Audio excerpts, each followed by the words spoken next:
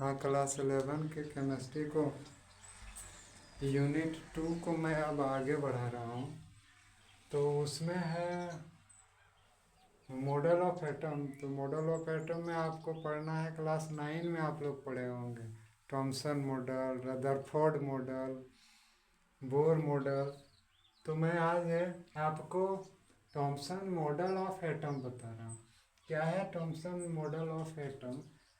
1898 यानी 1898 में थॉमसन ने एक मॉडल दिया था कि परमाणु कैसा होता है। जैसे परमाणु के बारे में बहुत छोटा कण था, इसके बारे में क्या होता है, कैसे होता है।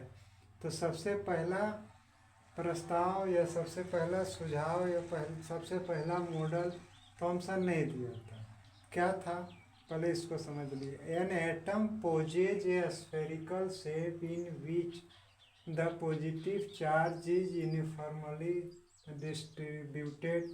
The electrons are embedded into it in such as to give the most stable electrostatic arrangement.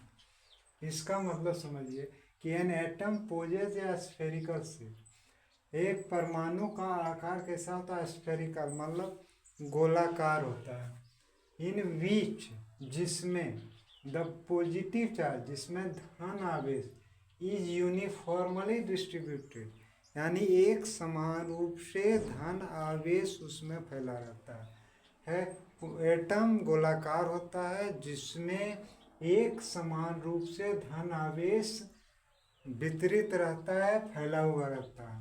The electrons are embedded, electron उसमें धंसे होते हैं। किसमें? इनटू इट यानी एटम में। इन सच एज इस तरह होते हैं, to give the most stable, तो क्या प्रदान करते हैं? सबसे ज़्यादा स्टेबल मतलब स्थायी स्थिर वैद्युत व्यवस्था को, प्रबंध को दर्शाते हैं। इसका मतलब होता है कि परमाणु जो होता है एक धन आवेश का गोला होता है जिसमें धन आवेश एक समान रूप से फैले होते हैं और उसमें इलेक्ट्रॉन जहाँ तहाँ यत्र तत्र धंसे होते हैं, है ना। लेकिन इस तरह से धन आवेशित और ऋण आवेशित कण होते हैं कि जो इलेक्ट्रोस्टैटिक फोर्स है दोनों के बीच बराबर होता है। इसी के कारण एटम न्यूट्रल होता है। जैसे यह स्फेरिकल शेप में है, इसमें इलेक्ट्रॉन जहाँ तहाँ है। बड़ा अच्छा उदाहरण उसने दिया था कि जैसे आप प्लम पुडिंग या रेजिन पुडिंग बनाते हैं, मतलब क्रिसमस में आप लोग या देहाती भाषा में उसको पुआ कहते हैं, तो आप लोग ड्राई फ्रूट देते हैं ना, जैसे कोकोनट देते हैं, किशमिश देते हैं, चौड़ा देते हैं, तो जहाँ तहाँ रहता है। या वाटरमेलन जिसको हम लोग तरबूज कहते हैं, तो तरबूज में जिस तरह तरबूज के गूदों के बीच में उसका जो बीज जहाँ तहाँ रहता है। और यह सबसे अच्छा उदाहरण आपको तरबूज का बीज लगेगा, जिससे आपको लगेगा कि अगर उसका पूरा गूदा को आप धन आवेश मान लें तो उसमें बीज जो होगा वह ऋण आवेश यानी इलेक्ट्रॉन होगा। देखिए, इस थॉमसन के मॉडल से क्या दो चीज़ें निश्चित रूप से पता चला कि सबसे पहले इलेक्ट्रॉन का मास जो होता है, द्रव्यमान होता है, वह पूरे एटम में एक समान रूप से यूनिफॉर्मली एक समान रूप से फैला होता है।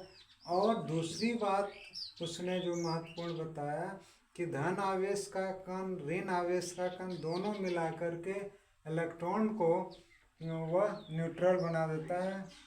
इलेक्ट्रॉन नहीं, सॉरी, एटम को वह न्यूट्रल बना देता है।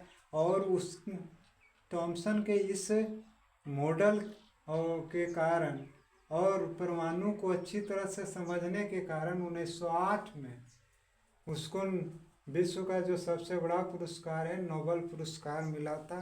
अगर आप मेरे वीडियो से संतुष्ट होते हैं, लग रहा है कि आपके लिए मददगार हो रहा है, तो प्लीज़ लाइक और सब्सक्राइब कीजिएगा।